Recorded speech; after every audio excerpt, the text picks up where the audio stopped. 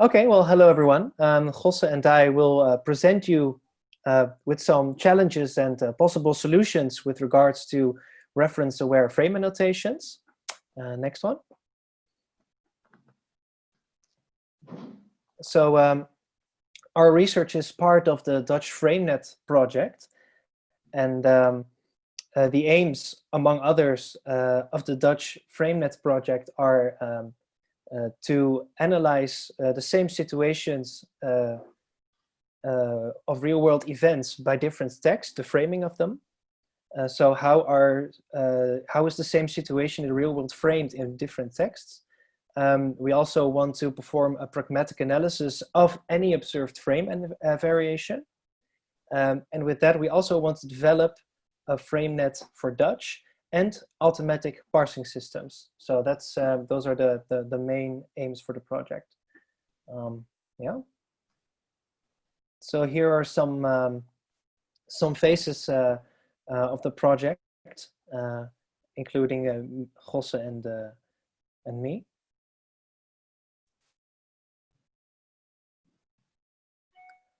Okay, so FrameNet proves to be a useful resource with regards to variation in conceptual framing.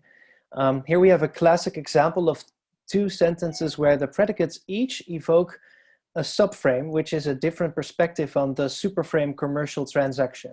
So we see that the predicate sold evokes the commerce sell frame in the sentence, yesterday John sold Mary a book, with for certain frame elements, and bought, the predicate bought, evokes commerce buy in the sentence, a woman bought a novel in the shop. So these are both perspectives on the abstract superframe. In this sense, they show conceptual variation. But for our project, we are interested in not just variation in the conceptual framing, but we are interested in conceptual framing of real-world events. We want to know, for instance, whether these two sentences refer to the same real-world event, and hence, if they refer to the same reference involved. Next one. And in order to come to such an analysis, we need structured data about the real-world event itself. So we perform the data-to-text method in order to acquire this. And as the figure shows, we look into Wikidata for all incidents of a previously set event type, like murder, and from the structured data that Wikidata provides for each incident, we extract the minimally required data that is needed in order to process or understand the event. We call this a microworld.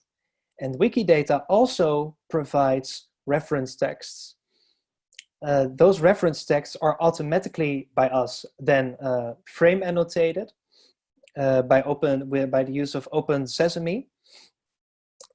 And with the aid of inverse document frequency statistics, we derive a set from those frame annotations of those reference texts. We derive a set of the most typical frames that ought to be activated in the reference texts.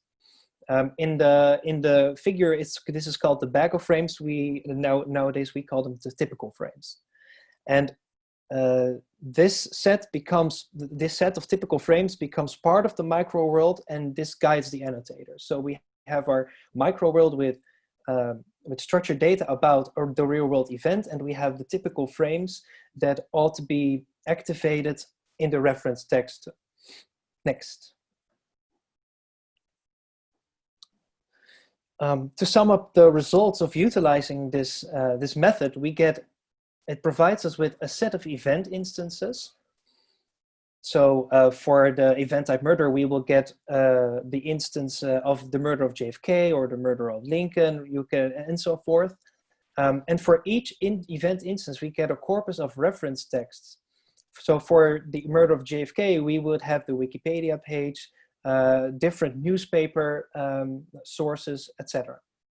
And then we also get for each event instance structured data. So for the murder of JFK, we would get data about the date, the location, the victim, the actor, or the agent, and so forth. And then for the event type, for murder, for instance, we would get the list of typical frames belonging to the event type. You can think of killing, commit crime, offenses, death, use firearm, and so forth.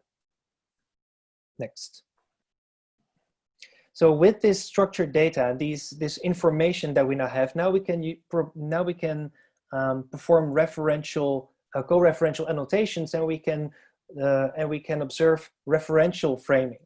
So looking back at the two sentences, we now not only have the conceptual framing of the two subframes, which are perspectives on the superframe, the abstract superframe, but we also now know, we could observe that both predicates are mentions of the same real-world event, and hence that Mary and the woman are actually the same referent in this event. Next. Right. So just to recap, the data-to-text pipeline gives us a number of things. So as Levi said, we get an event type, instances of that event type, and for every instance, structured referential data. Then the next step is that you get reference texts for that event from different sources. Could be in different languages as well, but here we'll just illustrate with English. Then the question is, how do you actually go about doing the frame annotation? So as Levi explained earlier, we automatically derive a set of typical frames that are a priori assumed to be relevant for a particular event type. So in this case, could be killing, offenses, use firearm, etc. And then the annotation goes in a top-down fashion. So instead of starting from the text and looking what's in there, you go through each of the typical frames and see if there's a target for them in the text. And if you do that, so the result could look like this. If you do that, you can annotate the frames, the frame elements, and also connect the frame structures to the referential data. And once you have all of this annotation in place, you can use it to analyze how the text is conceptualized and perspectivized. So for example, in these two made-up texts, you can see that the text at the top has a little bit of a different perspective than the text at the bottom. Both evoke the killing frame, so they do both describe the event as a killing event, but the one at the top also classifies it as a murder, whereas the second one doesn't do that, but instead gives a bit of more detail about how the event actually happened. Somebody fired a gun. So by looking at the different frames that are evoked in the two texts, you can get a little bit of an indication of how the text is perspectivized. However, this is a made-up example. So the question is, does this also work in real problems? At least 4, and we're going to discuss those now. And these problems are partially due to like how FrameNet works. So there's some tension between how FrameNet works and how we want to use it. So that's basically the main part of our contribution in our paper, how to resolve that tension. So here's an example of a text we annotated in our pilot study. It's a Wikipedia article about the 2016 Berlin truck attack. And basically, there's a number of frames that could be relevant for describing the event described in this text. One of them is the killing frame, because a truck, the main event of the text is a truck being used to kill visitors of a Christmas market in Berlin. Interestingly, if you start looking for targets for the killing frame, you only find one, which is this one. But it actually refers to a secondary event, which is the killing of the perpetrator of the original attack by the police. So purely thinking in this way, you might assume that there's actually no killing event described in the text, whereas of course there is. but this is done in a kind of more implicit way. So what is done is it's being said that a truck was deliberately driven. So that's a conscious action by some agent. And then this is said to leave 12 people dead. So it's, in other words, it's being said to cause the death of people. Well, the killing frame is defined as a cause or a perpetrator kills some victim. So this seems to exactly fit the killing frame in terms of conceptual content. But of course, there's no lexical target. So this would be an obstacle for us if we would want to annotate that actually the conceptual content of the killing frame is expressed in this text. And this is what we call the compositionality problem. So more linguistic material than just a single lexical unit is needed to capture the conceptual content of a frame. So let's look at a few others. So this is going to be the second problem, which has to do with the frame's impact and operate vehicle. So both of these potentially describe some aspect of how the event took place, with a truck which hit a crowd. So for operate vehicle, we do find an explicit lexical target, drive. But then actually it doesn't say drive, it says drive into. And this into preposition adds the meaning of collision. So it makes the impact frame conceptually relevant. But then again, FrameNet only allows us to annotate drive and not drive into. So there's some ways you could try to change FrameNet to make this work. You could say maybe drive into could be a lexical unit of the impact frame, or maybe you could think of other things. But in any case, whatever you do, you'll only get one of those frames, operate vehicle or impact. Whereas we would like to be able to annotate both the meaning of drive into as a whole, as well as of the two subparts. So this is a special case of the compositionality problem, and we call it the complex verbs problem.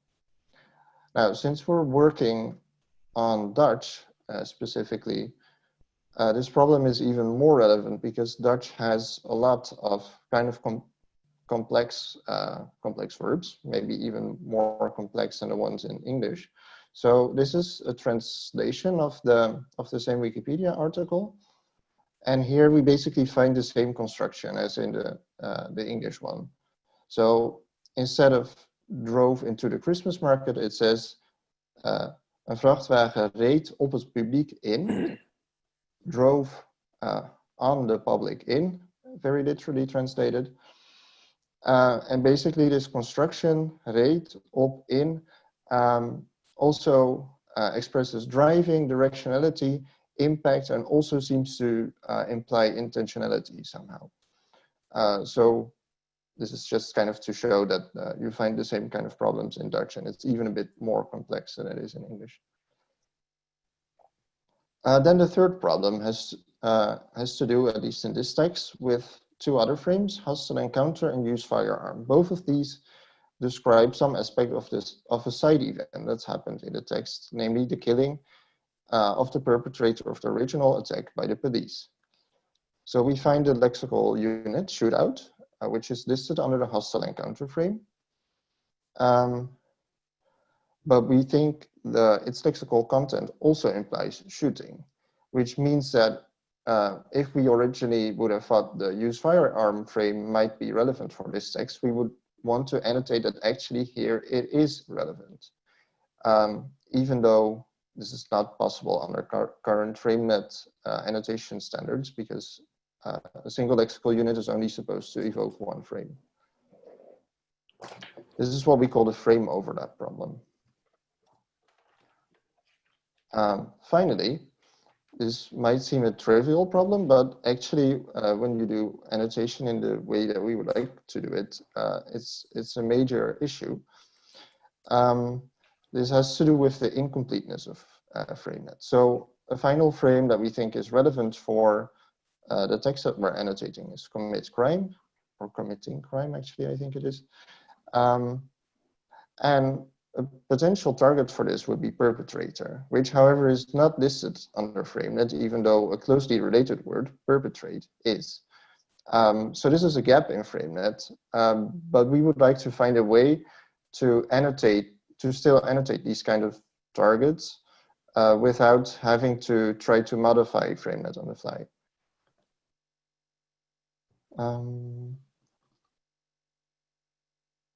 Wait. Sorry, am I doing okay in terms of time? Or should I avoid that? I just said you have 3 minutes. But go on. All right. Yeah, I'll be very quick then. So to sum up the problems, there's 4 of them: the compositionality problem, the complex verbs problem, the frame overlap problem, and the lexical gaps problem. And you can kind of divide those in 2 categories. One of them where there's more material needed to evoke at least 1 frame, and another one where you have a single lexical unit, but we would like to annotate more frames than FrameNet currently does.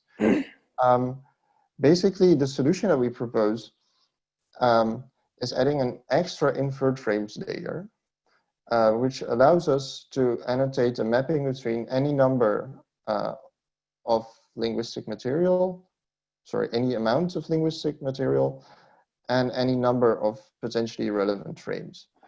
And this mapping can be inferred from the text in different ways and is informed by referential event knowledge, which is in contrast to standard FrameNet annotation, which is lexically driven and based on generic event knowledge. I'm going to skip over this since we're a bit hard on time, and I'm going to give the microphone to Davy. Okay, thank you.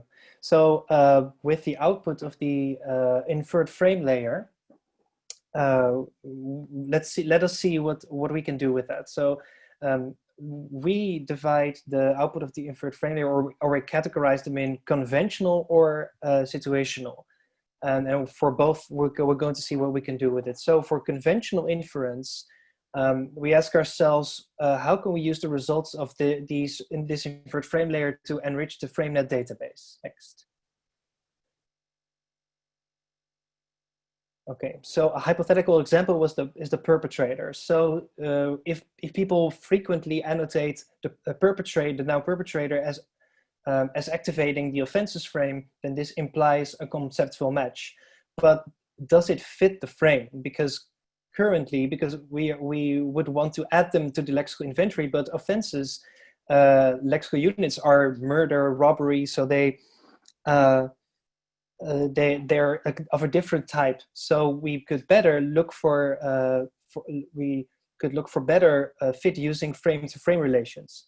So for instance, we could use it as a lexical unit for committing crime, which has a frame-to-frame relation with offenses. So next. And with respect to situational inference, for pragmatists, we would ask ourselves, how can they use the results of the inferred frame layer for modeling discourse relationship between event mentions? Next. Now okay, this is the last slide, I think. So recall the burning truck attack and the killing frame, how it was compositionally being activated by deliberately driven into leaving people dead. So now, if we would have the killing frame being activated on the inferred frames layer by all those units, then the perpetrator can now be annotated as both the killer and the actor referent in the structured data. And with the perpetrator, I mean the second subsequent sentence. The perpetrator was Anis Amri. Furthermore, any mention of this reference can now be both frame annotated within its own predicate, but also as the killer of the killing frame as an implicature. So these are 2 small examples about how we could use the output of the inferred frame layer. So these are some questions that we have for the Q&A if we're out of inspiration. But for now, I would say also don't miss the next presentation which is also within the Dutch FrameNet project, which is a poster presentation we have that Martin Posma and I will do next week. Thank you for your attention. Yeah, thank you very much for listening.